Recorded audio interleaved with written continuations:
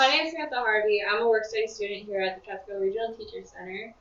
I'm helping with this year's Regional History Day, and I'll let Amy take over. And I'm Amy Downey. I've been volunteering here at the Teacher Center, and I'm working now with her putting together this a little help with how you do the judging for Regional History Day, the training portion of it. So we're going to go through this, and if you have any questions anytime, you can put it in the chat or raise your hand. You can do that, right?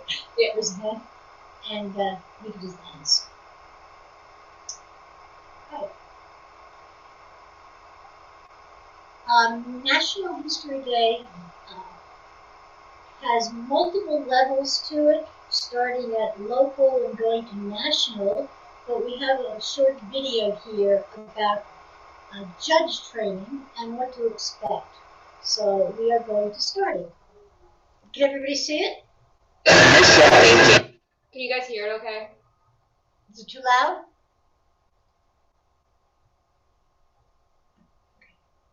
Thank you for serving as a National History Day judge. A lot of the judges that I had are just really cool people. History Day contests are about much more than winning an award. They're opportunities for judges to help students further their learning.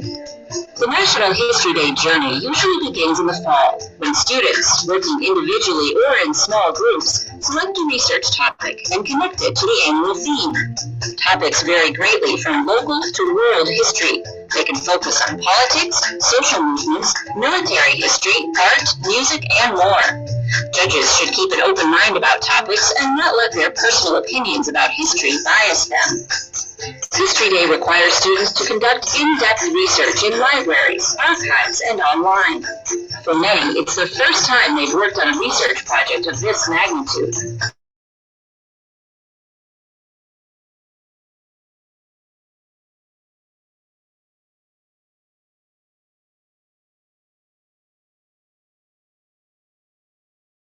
I think we lost the sound. I did anyway.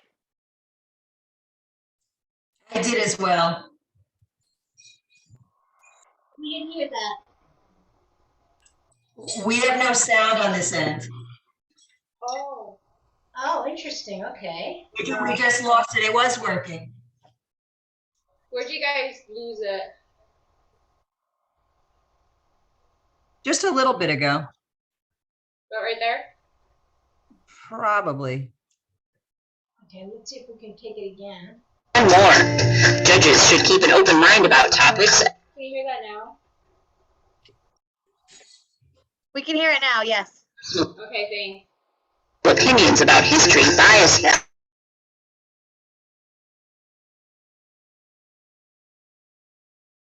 It stopped again. Same place.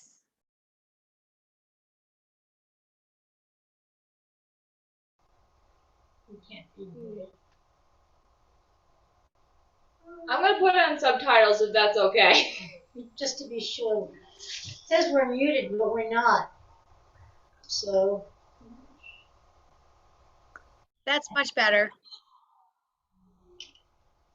Well, we've paused. I want to let you know I used the link to try to get to that website, and I put my name in so I could register as a judge, but I'm not getting the confirmation email. It hasn't come through yet. Okay, we don't know how long the time is going to take. Probably somebody has to look at it first. So Okay. Okay. Thanks for letting us know. Okay, sure. Worked on a research project of this magnitude.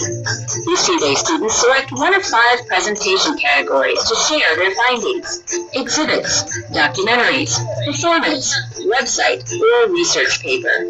Most students participate in National History Day as part of a class assignment. Competitions allow them to extend their learning outside the classroom. Students chosen at the school level can advance to regional and state competitions. Every June, the best of the best go to nationals near Washington, D.C. No matter what level of competition, the basic judging process is the same. It must follow national program standards and include these 6 steps. greeting students, reviewing student paperwork, viewing projects, interviewing students, discussing and ranking projects, writing comments. All judges work in teams. After you meet your judging team, you'll get a schedule of project titles and times. Follow this schedule carefully. First, say hello to the students you'll be interviewing. Next, review the paperwork students have submitted with their entries. This includes the title page, process paper, and annotated bibliography. Pay special attention to the bibliography and carefully review the quality of each student's research. Now it's time to see the project. Give performance and documentary students the go-ahead when you'd like them to begin. For exhibits, tell students you'll look at their project before discussing it with them. Students shouldn't give you an oral presentation about their exhibit. It's often helpful to take notes that can be transferred to the judging form later. After you've seen the project, it's time for the interview. Work together with your judging team to ask students questions. Research paper and website judges may have reviewed their projects in advance and can start the judging process with the interview. The interview helps judges better understand the process students use to create their project. But students are not judged on their interview. Because students are not present during final judging, the project must stand on its own and not depend on student explanations from the interview. Consider starting with an icebreaker and then moving to more challenging questions, but don't quiz students. If they look nervous, rephrase your question. Avoid lecturing or giving feedback about their presentation during the interview. You can ask your contest coordinator for a list of sample questions. Evaluation criteria must also follow national program standards, no matter what level of competition. After you've seen the projects and interviewed students, return to the judging area to discuss with your team. Judges should write thorough comments for. So if the subtitles is off then? The subtitles are off with the sound? The subtitles are on, so is the sound. This has been very helpful. Okay.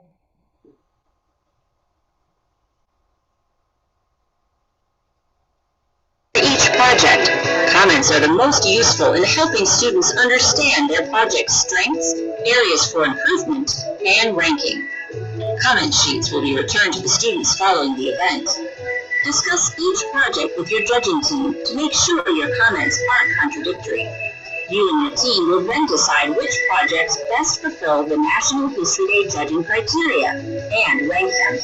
Your event coordinator will provide more detailed information about how to submit your decisions. Most of your evaluation, 60%, will be based on the historical quality of the project, including the strength of the thesis and the historical context.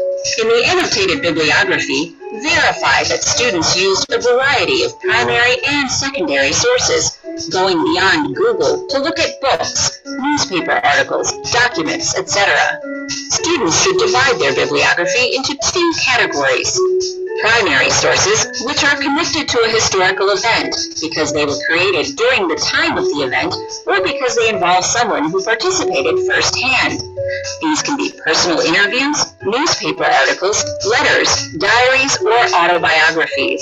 Secondary sources are materials created after a historical event by someone who is not involved in the event.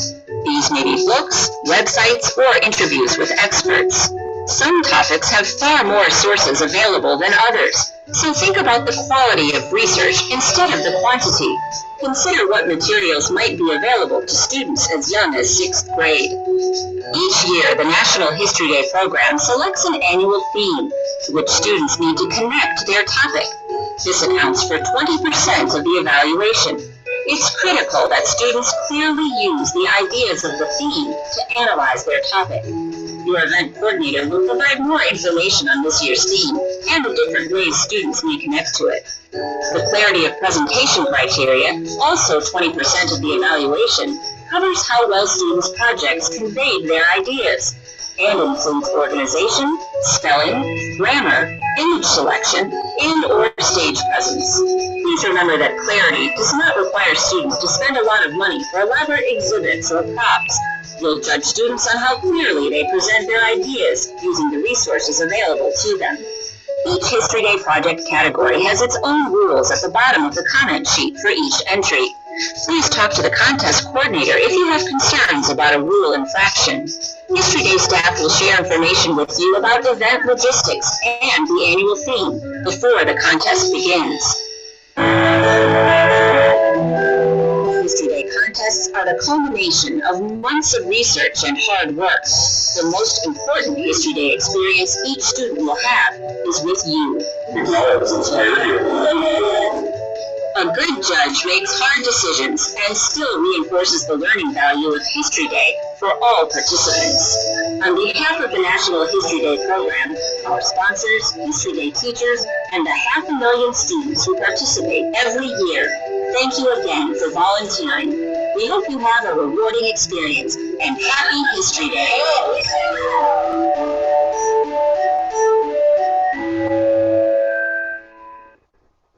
Okay. Moving on. Moving forward. Thank you for serving as a national. Next slide. There we go. Okay. We want to thank you for volunteering, and we're just going to give an overview of the process and how it starts and where it goes. Local competition, it's generated out of Cooperstown this year. Historically, Cooperstown has been participating, but I don't think it was limited to them. I think it was something that the school had decided to do. We're at the point of regional competition. Our local competitors, the Cooperstown group, are in the regional competition now. And this year, the main topic that they're going to present a project on is diplomacy and debate. And this theme is going to be the focus of what they're judged on. The winning people will be going to the state competition, and then the few that go through the state will end up at nationals or national competition.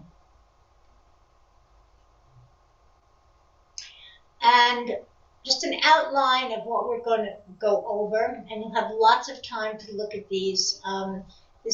We're going to go over what to do before the contest, how you register as a judge, what happens on the day of the contest, and during the contest. Before the contest, you're going to need to register to be a judge. Now, one way of doing it is to, we have the link for it in the chat. Nicole, can you find it in the chat? Is it still there? Do we have to re-enter it? I registered for the state, the regional, and the national all on the main site. And it looks like it went through. Okay. Or you can, take QR reader and take a photograph of the black and white Rorschach, and the information on the page will come up. And it will look like the slide that's in front of you. It'll say Catskill Regional History Day Contest.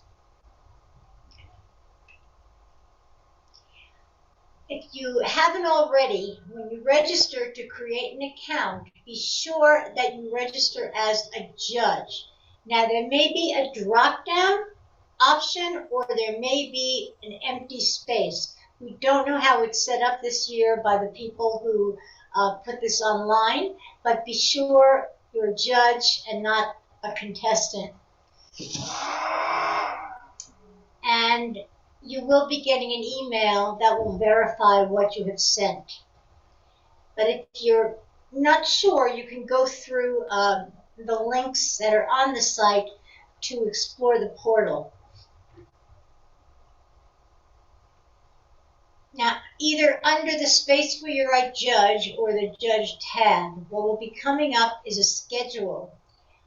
This is for the last contest that happened last year, and we're going to set it up for this year. There's going to have the name of the activity, the category, the division, the time, the notes, and other information. So you're going to get all the information regarding the group of students and what room you report to and what you're going to be looking at. When you get to the room, we will have paperwork for you, or you're able to, from the site, print it out on your own.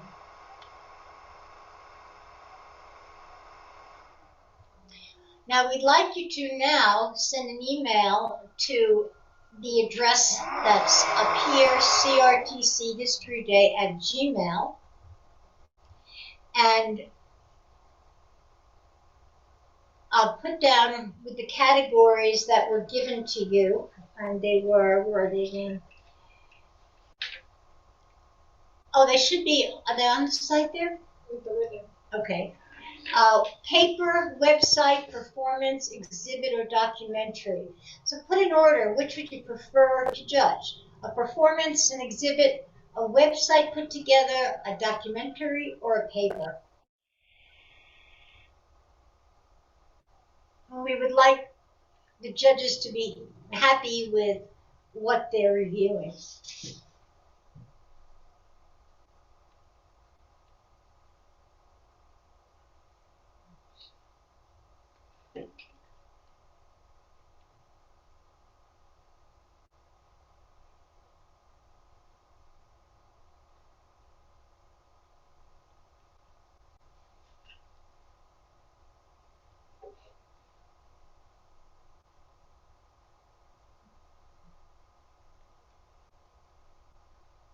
For each of these, I believe you're going to have access to, including the performance on a video, you're going to have access to the material prior to the competition, the actual day.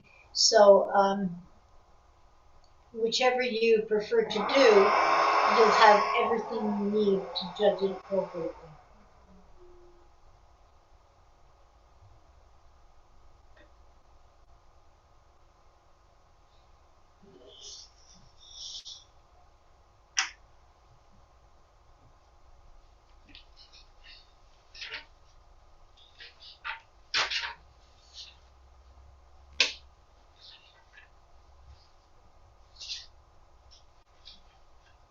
Okay.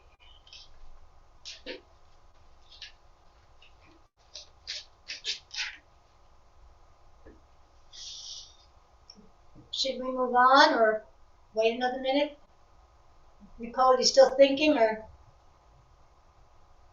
did you select? No, I was just typing in. I have you a little broken up, so I didn't realize that you wanted us to do it right now for the first couple minutes.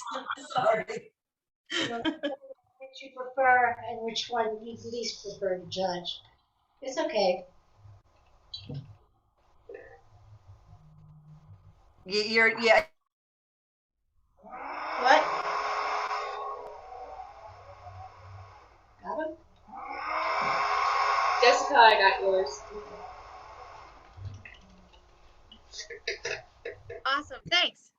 I'm glad somebody else put performance first. I love performance. I would have put that first too. Are you kidding? I'm gonna find these interpretive, I'm looking for the next theater interpretive living history dorks. I need people to do reenactments. That's the best way to teach history, in my biased opinion. I always put, I love performance, and the documentaries are actually wonderful too. Those are always my favorites. I believe those are going to be pre-done. Yeah, they're pre-done before. Yeah. Living history. Living history is one of those things that we can always help you with if you get in touch with us. And there is a Living History Day, so we missed it this year, but What is that? There was a Living History Day for teachers to sign up. It was in our newsletter at the beginning of the year. Perhaps it was. I'm not a teacher. I'm with a historical society. Okay. Well, are you on our mailing list? Do you get our newsletter? I'm sure that I am. Well, no. the time of the year the first one goes out, but we went to Cooperstown, to the museum there, and we were put back into the time period of it was a Civil War, and we dressed, we held guns, we walked around, we looked at things, and you spent the entire day immersed in the activity, building tents, and it was really very engaging. We have the materials here for people interested to use for small groups, for staff, for students, to build tents, to use things. So if it's something you'd like to do, you can just get in touch with us at our main site. If you have our main address. You must, do you? So I sure do. Yes, thank you. we love having people, get engaged, and we help you with it. So there will be another one for adults to learn more about it next year. Sure. So, Look forward to it. Nicole, I got your email. Okay. All right. 1 week prior to the competition, we will receive all of the entries of the students and assign judges to the entries so that we can make that list that you saw, or could hardly see, that was up in the corner, so you'll know where you'll be assigned to. Check the Tuesday before the competition and review the student work. We should be able to see it and review the work prior to the competition. It'll be more helpful for you, especially for me, I find applying it to the context of diplomacy and debate. I need to look at things a few times as they are, and also in the context of what we're judging it for. Okay. The day of, we're going to meet briefly around 4:30 in Cooperstown. If you can, come around 4 o'clock so that we can resolve any last minute issues or questions. Parking, you head to the library and you park in the parking lot at the high school. Go to the library, there should be signs to it, and there you'll be given instructions. There are going to be separate rooms for each person and their category and the student that they have. And there will be a team, and most likely a team leader, depending upon how many judges there are. There will be a judge's room. So in between your judging, you go back to the judge's room. You could think about how you're going to judge something. There'll be water and food. Some people, we can accommodate food allergies. If you have a significant allergy, let us know ahead of time. We may be able to accommodate you, but if probably it's best to bring your own food.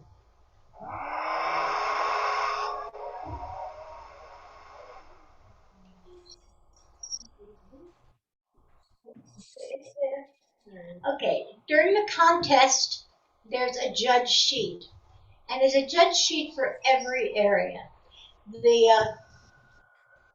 We're gonna show them to you now.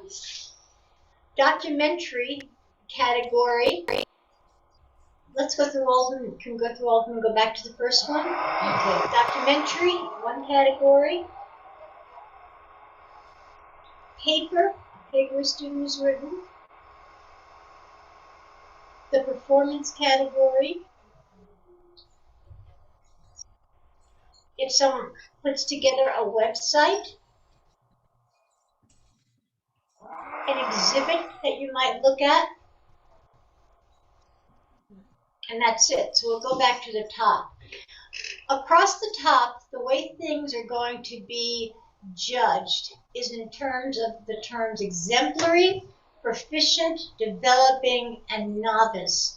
Now, I know all of us probably have our own ideas of what these terms mean, But for example, with a historical argument, a thesis, or a claim, an exemplary paper would have to have a historical argument consistently supported by analysis and evidence. Proficient spells out historical argument mostly supported by analysis and evidence. Developing, the argument is somewhat supported by analysis and evidence. And a novice, the historical argument is supported minimal analysis and evidence. And if it's not evident, that gets checked. The examples, and we'll give you time to look through these. For the documentary category, and for each of them, they're pretty similar. The top terms, but historical argument, the theme, wide research, primary sources, historical context. Can you bring it up a little? Okay. Multiple perspectives, historical accuracy, and significance in history. Can you bring it up again? So leave it there for a minute. Well, I think there's more than that. Okay. All right. Thank you. Okay. Audio and visuals, technical, and student voice. So if you look through it and you read the rubric, they're very specific so that it's clear to you and you can justify it to the rest of the group, because when you get together, each judge has their own. You can go back and say, no, but it says that. So it's very, very specific. Also, the time has to be less than 10 minutes in this category. It may vary from category to category.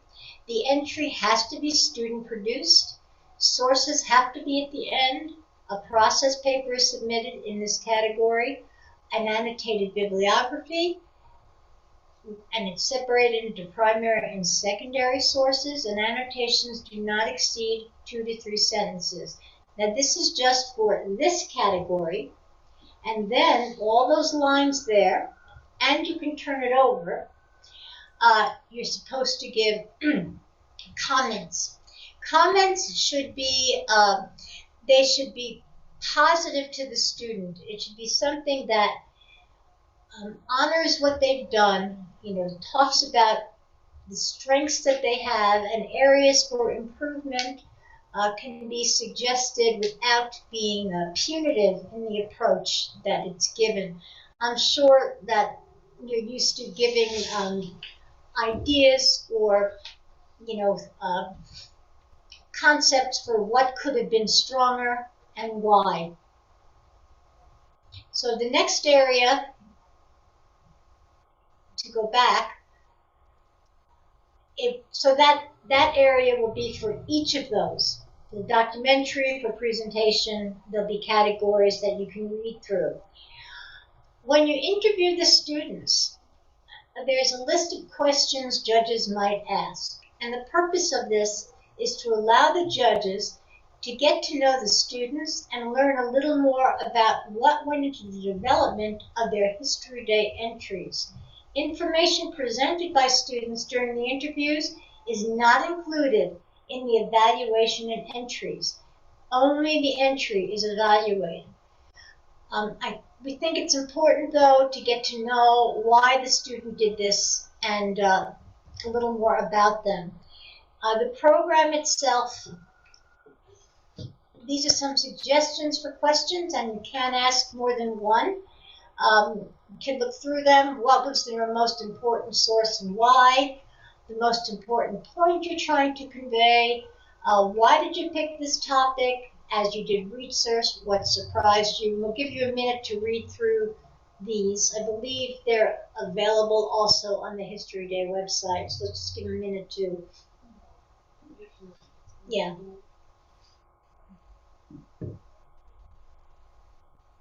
Listen.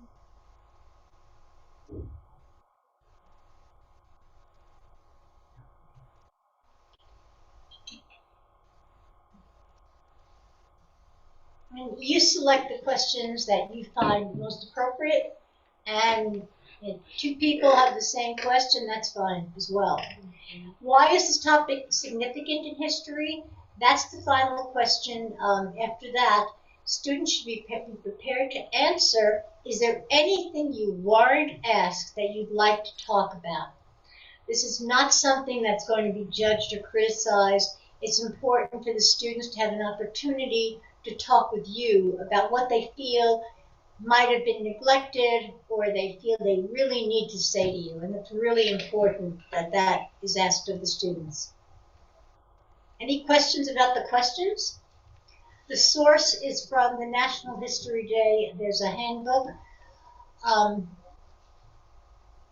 the website itself, there should be the handbook when you first go on it, on the one. Underneath, like, one of the tabs, if you look, I forget what tab it is, but if you go, there is something that says a handbook, and it gives all this information. Okay. If not, just let me know, and I will definitely send you the link.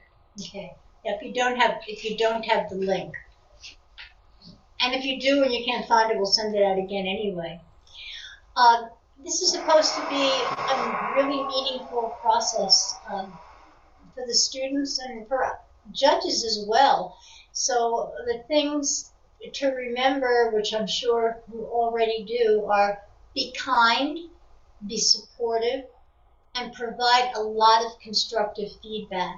It's the feedback, I think, that the students appreciate reading the most. You know, how you feel about, according to the criteria, what they did, how they did it, how it possibly could have been better. If something was done super well, that should be acknowledged. And as professionals, I think you know what the constructive feedback is. Okay. And thank you. Be sure to contact us with questions or concerns. Yep. But it's only a short bit. But it's one, correct? One person? No, I mean, like, throughout the evening, I'm guessing it's not just I show up, I judge one student. It's one at a time. Right, right. Yeah, you'll see when the list appears, when you get the list of what the topic is and who's involved with it, and the timing and all that, you'll see. We don't know exactly how many entries there are. Oh, okay. Yeah, we can't tell that number. No, sometimes there's several going on. Well, there will be several going on at once. Sure. But you'll be able to see what you're specifically doing. I'm trying to gauge how big my coffee mug should be. Do I need like 5 presentations or will it be like 15? We have coffee and water there. Oh, sure. I was just being silly. I'm just, how much brain power do I need to save toward the end of the day? Yeah, I don't know the number, Sure. I believe it's just Cooperstown students too, because I never did it at Milford, and we're right down the road. Yeah. Sure. I think they were the ones who were most interested and initiated it in the past years, and I think this should be done with other schools as well. It's not a closed competition. Yeah, actually, there's a young woman that my son is friends with at Sherburne Earlville who wants to be a history teacher, and she's a little beleaguered by the Odyssey of the Mind process. It's just a little bit too, it's the group dynamics she wants to do something that she loves, and I'm trying to encourage her to consider being involved next year. I love Odyssey of the Mind. Yeah. I did that when I was younger. Yeah. That's a great suggestion. The other thing that some schools still have are the speech and debate competitions, which are run on Saturdays. And some of our local students have gone to nationals. And it's just, a great thing. And, the speech and debate pays for it. So yeah, we don't have one of those at Sherburne Earlville that I know of, but my son is probably going to major in debate. So always start one up. That's something that around with COVID and everything. Yeah, of course. I